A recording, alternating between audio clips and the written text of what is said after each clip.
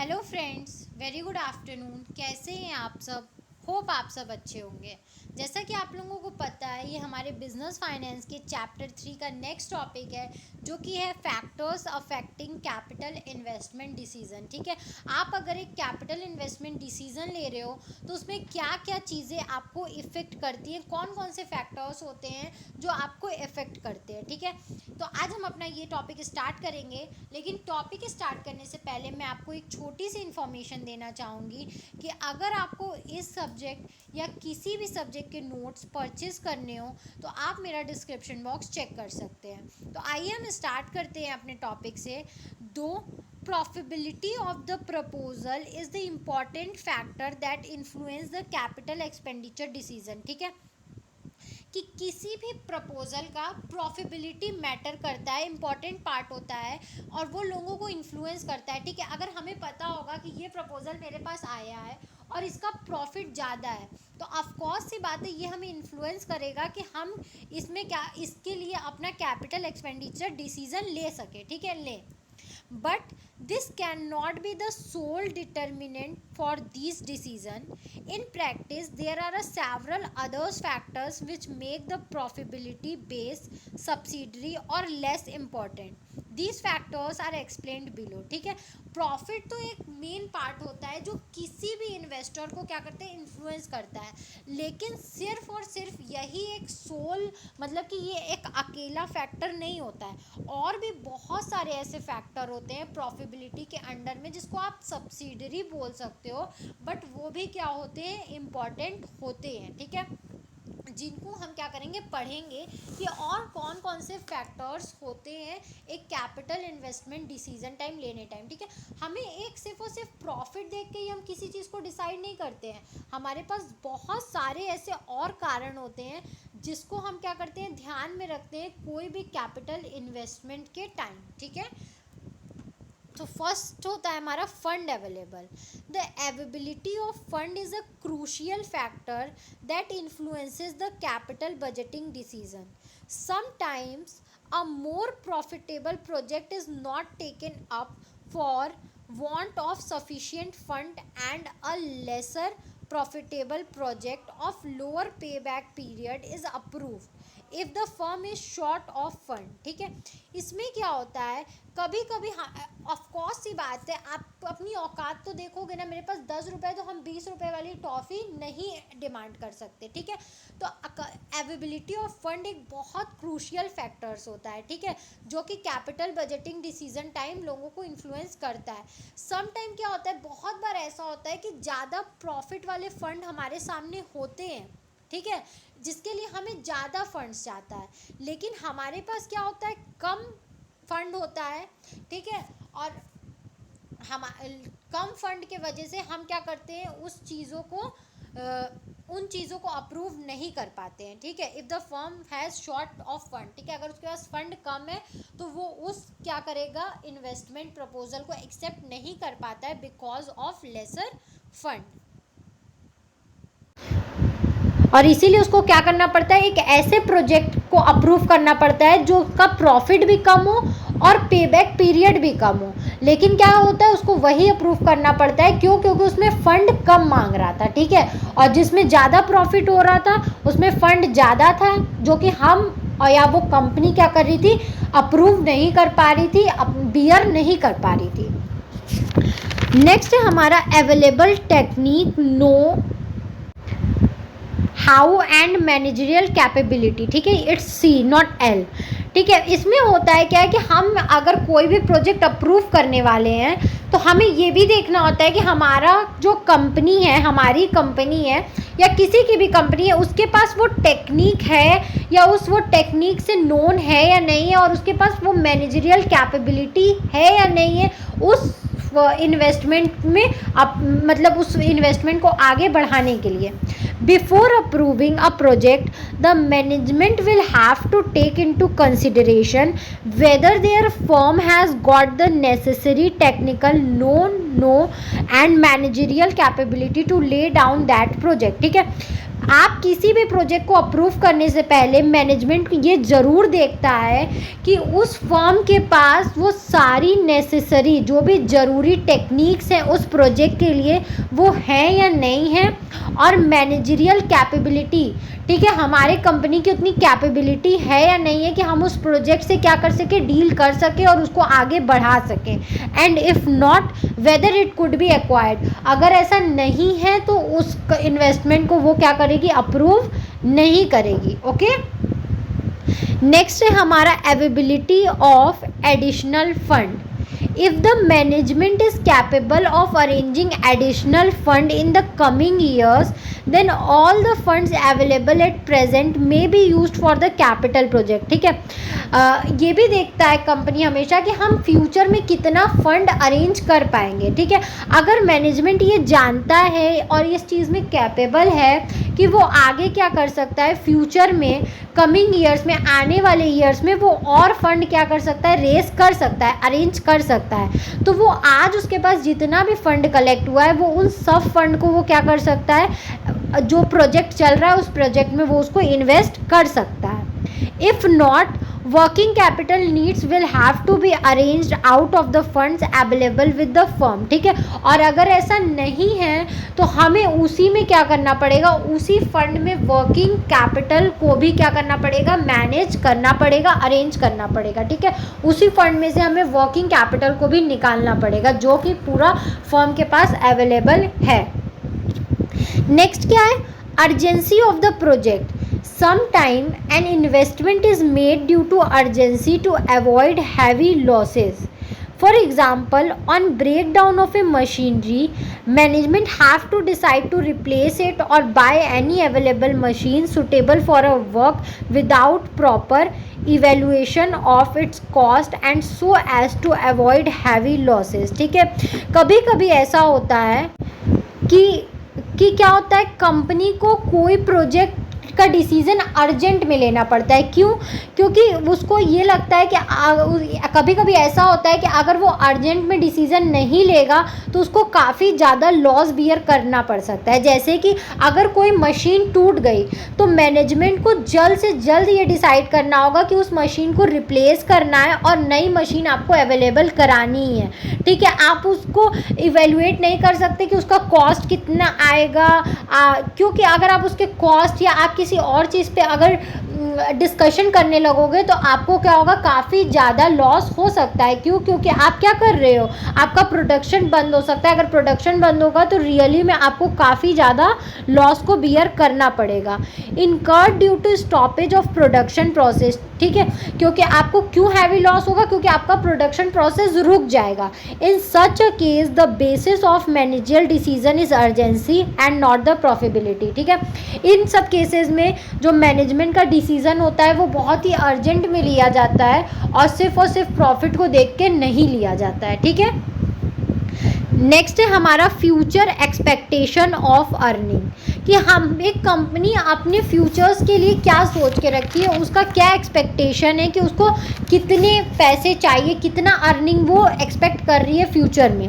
The earning expected on future investment में also influence current capital investment decision. ठीक है, कि एक कंपनी कितना अर्निंग चाहती है। ठीक है, हाई रेट ऑफ रिटर्न चाहती है, लो रेट ऑफ रिटर्न चाहती है, सिक्योर्ड चाहती है, अनसिक्योर्ड चाहती है, एडवेंचरियस चाहती है, ये भी आपके इन्वेस्टमेंट डिसीजन को काफ़ी ज़्यादा इन्फ्लुएंस करता है।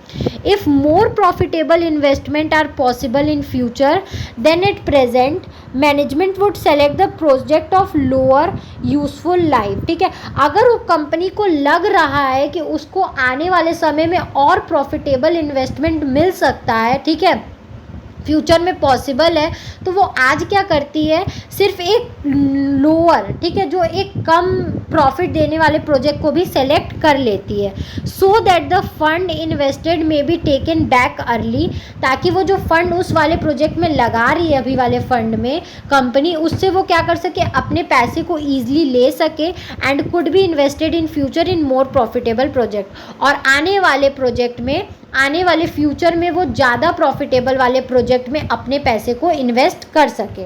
ओके, नेक्स्ट है हमारा fuller utilisation of fund. the main goal of managerial policy is to maximize the owner's wealth. ठीक है, मेन गोल क्या होता है किसी भी मैनेजमेंट पॉलिसी का या मैनेजर पॉलिसी का? उसका मेन गोल यही होता है कि जो ओनर होते हैं, ठीक है, जो मालिक होते हैं, वो उनके वेल्थ को, ठीक है, उनकी प्रॉपर्टी को बढ़ा सके. Hence, if the firm has enough fund for investment, then a project yielding highest rate of return and requiring lesser outlay may not be approved by the management. ठीक है, अगर फर्म के पास क्या है, इनफ फंड है, बहुत ज़्यादा fund है, ठीक है, इनफ फंड फॉर इन्वेस्टमेंट, ठीक है, तो वो क्या करेगी, हमेशा हाईएस्ट रेट ऑफ रिटर्न वाले को ही क्या करेगी, अप्रूव करेगी. ठीक है, जो इसका लेसर आउटलेट होगा, मतलब जो कम प्रॉफिट वाला इन्वेस्टमेंट प्रोजेक्ट होगा, उसको वो कभी भी अप्रूव नहीं करेगी. If no other profitable investment of spare fund is possible, in such a situation it may be appropriate to select the next best project. ठीक है, अगर उस टाइम उसके मतलब उसके स्पेयर में, उसके अल्टरनेटिव में कोई ऐसा फंड नहीं है, ठीक है, ऐसा पॉसिबल नहीं है, तो उस केस में वो क्या करती है, वो और दूसरा प्रोजेक्ट देखती है, उसको सेलेक्ट करती है. If total fund of the concern could be invested in the project so that the profit of the firms are maximise. ठीक है, तो वो नेक्स्ट प्रोजेक्ट देखेगी और वो चाहेगी कि वो अपने पूरे फंड को क्या कर सके, उसमें इन्वेस्ट कर सके, ताकि उसको ज़्यादा से ज़्यादा रिटर्न और प्रॉफिट मिल सके. ठीक है, समझ में आया?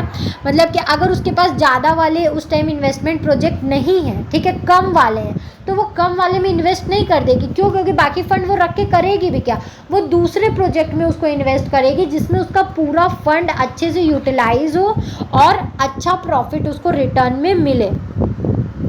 फिर नेक्स्ट है हमारा degree of certainty of net income. Certainty of income on profit also have an effect on the selection of the project.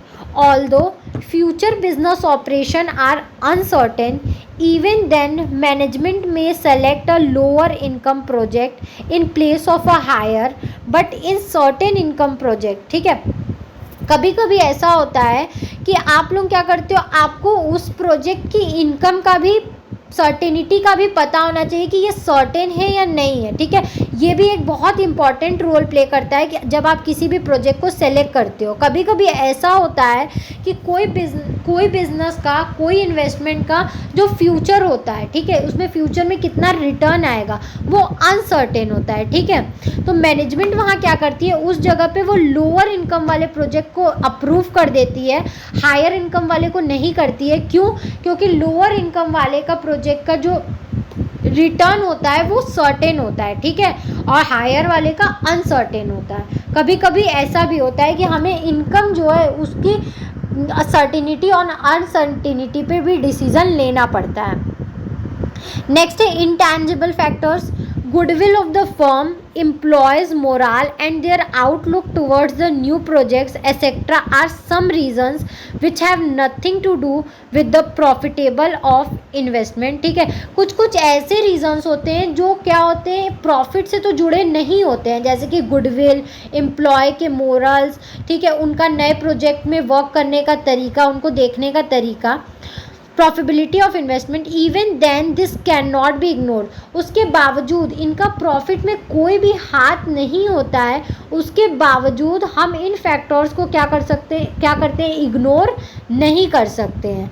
For examples, employ welfare project, legal project etcetera, this investment benefit the firm indirectly. ठीक है, अगर आप employ के welfare projects के बारे में सोच रहे हो, लीगल प्रोजेक्ट्स के बारे में सोच रहे हो, तो ये आपको डायरेक्टली तो नहीं लेकिन इनडायरेक्टली ज़रूर क्या करेगी, फर्म को प्रॉफिट देगी. ठीक है, बेनिफिट करेगी. नेक्स्ट है हमारा maintaining market share. Sometimes the management may take a decision in favour of the project though getting a lower return but necessary to maintain earning capacity and existing market share of the firm, ठीक है। कभी कभी management को ऐसे decision लेने पड़ते हैं, ऐसे प्रोजेक्ट के फेवर में डिसीजन लेने पड़ते हैं जिनका रिटर्न बहुत लो हो, लेकिन वो ज़रूरी क्या होता है, ज़रूरी क्यों होता है, क्योंकि आपको अपनी कैपेसिटी बढ़ानी होती है और आपको अपने मार्केट में क्या करना पड़ता है, मार्केट शेयर में एक जगह जो है वो बनाई रखनी पड़ती है, ठीक है। इसलिए भी कभी कभी आप लो रिटर्न ऑफ इनकम वाले में भी क्या करता है, कंपनी इन्वेस्ट करता है ताकि उसके मार्केट शेयर्स जो हैं वो बने रहें। नेक्स्ट है हमारा risk of obsolescence. In case of rapid technology development, the project with a lesser payback may be preferred in the comparison to one which have higher profitability but no longer payback period, ठीक है। कभी अगर ऐसा situation है, ठीक है, मतलब एक हमें पुराना होने का भी रिस्क होता है ना, तो अगर टेक्नोलॉजी बहुत जल्दी चेंज हो रही है, ठीक है, और कोई प्रोजेक्ट ऐसा है जो आपको रिटर्न तो कम देगा, ठीक है, रिटर्न तो कम देगा, project with a lesser pay back may be preferred in comparison to one which have higher profitability but no longer pay back, ठीक है, उसका पे बैक पीरियड ज़्यादा होगा लेकिन उसका प्रॉफिट यहाँ पे लेसर प्रॉफिट होगा, बट पे बैक मे बी प्रिफर्ड, ठीक है, longer pay back may be preferred होगा, ठीक है। वेट अ मिनट, ठीक है। अगर टेक्नोलॉजी बहुत जल्दी चेंज हो रही है, आपको पता है, तो आप उस टाइम किस प्रोजेक्ट में इन्वेस्ट करोगे जिसका क्या हो, पे बैक पीरियड कम हो, जो आपको जल्दी से प्रॉफिट दे, ठीक है, कम ही प्रॉफिट दे लेकिन उसका प्रॉफिट क्या हो, आपको जल्दी मिल जाए, ठीक है। आप उसके कंपैरिजन में आप उसमें आप कभी भी इन्वेस्ट नहीं करोगे जिसमें क्या हो, आपको प्रॉफिट तो ज़्यादा मिले लेकिन क्या हो, प्रॉफिट आपका बाद में मिले, लॉन्गर पे बैक पीरियड हो, ठीक है। आप उसमें नहीं कर सकते, क्यों, क्योंकि जब तक उसका पे बैक पीरियड का टाइम होगा तब तक टेक्नोलॉजी चेंज हो जाएगी, ठीक है। तो जब आपको पुराना होने का डर हो तो आप क्या करोगे, लेसर पे बैक पीरियड वाले में क्या करोगे, आप उसमें को प्रिफर्ड करोगे, ठीक है, या कभी कभी कंपनियां उनको प्रेफर्ड करती है। तो आई होप आपको ये वीडियो समझ में आया हो। अगर फिर भी आपको कहीं भी कोई भी दिक्कत है तो आप मुझे कमेंट सेक्शन में कमेंट करके पूछ सकते हो। Thank you very much for watching my video and do like, subscribe and share my channel. अगर आपको इस सब्जेक्ट या किसी भी सब्जेक्ट के नोट्स परचेस करने हो तो आप मेरा डिस्क्रिप्शन बॉक्स चेक कर सकते हो। Thank you.